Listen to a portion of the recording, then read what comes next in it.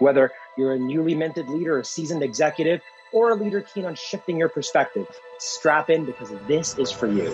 He's a best-selling author, a keynote speaker, a trusted advisor to several prominent organizations. His dedication has and will continue to empower leaders and teams to thrive in their future of work.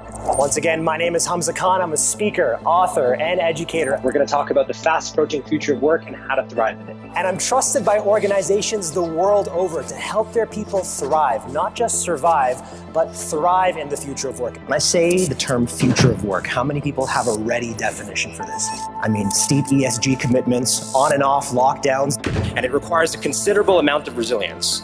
The ability to adapt to and withstand stress. Being an overachiever is overrated, it's counterproductive, and if you haven't already, you are going to hurt yourself in the process. To bring out the best in your team, you have to bring out the best in yourself. I don't stand behind my team and say, go. I stand in front of them and say, let's go.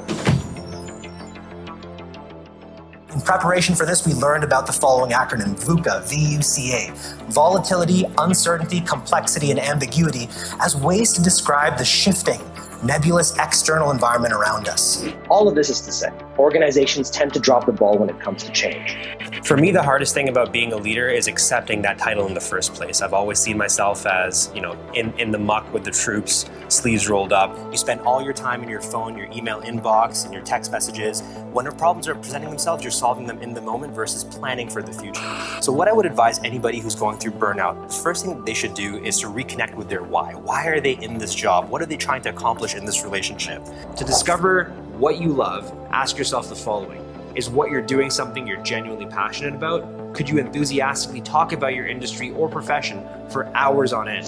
And if you weren't concerned about money, would you still do what you're doing? I needed to stay focused on the outcomes versus the outputs. And once you're able to understand that the outcomes, you have your entire life to get them done, you work differently. And I think if you keep on going down that path and you don't have the adequate support systems and you don't have good rituals and habits and practices, the scale of the world can feel very overwhelming. If your calendar is filled with things that are draining your energy, if you're overwhelmed, if you're not having sufficient time to recover, that's usually an indication that not only are you on the path to burnout, but you've probably already burned out and you're further along the burnout cycle than you think. If a budget is a reflection of your priorities, and if a calendar is a budget of your time, which is your most precious resource, why are you letting people take from that so willingly? If you don't take time for your wellness, you will be forced to take time for your illness. So by a show of hands, how many of you in this room are experiencing any modicum of stress with regards to the future of work? And how many of you are afraid to put your hands up because you're sitting beside your boss? Yeah. All of my years of research, consulting, training, leading organizations has led me to this conclusion. An organization that doesn't put people first is an organization that is doomed to fail. You should run through failure before it happens so that when it does happen, you'll instinctively know what to do.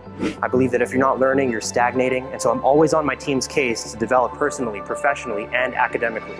And even if they outgrow my wisdom, and even if they outgrow what it is that I can provide them, I don't get territorial about that. I push them in the right direction. I help them seek other mentors and other opportunities to grow. The illiterate of the 21st century will not be those who cannot read and write. It'll be those who cannot learn, unlearn, and relearn. And then you can lift more for much longer, and you can withstand both the frequency and the impact of stress. You've done well. That's great advice. That's such great advice. Hamza, we talk more and more about social media. It seems that everybody's connected. But are they? The phrase is, everyone is connected, but no one is connecting.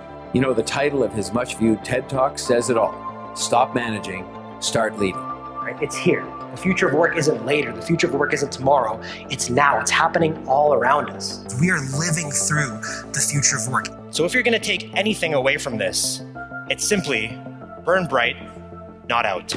Thank you.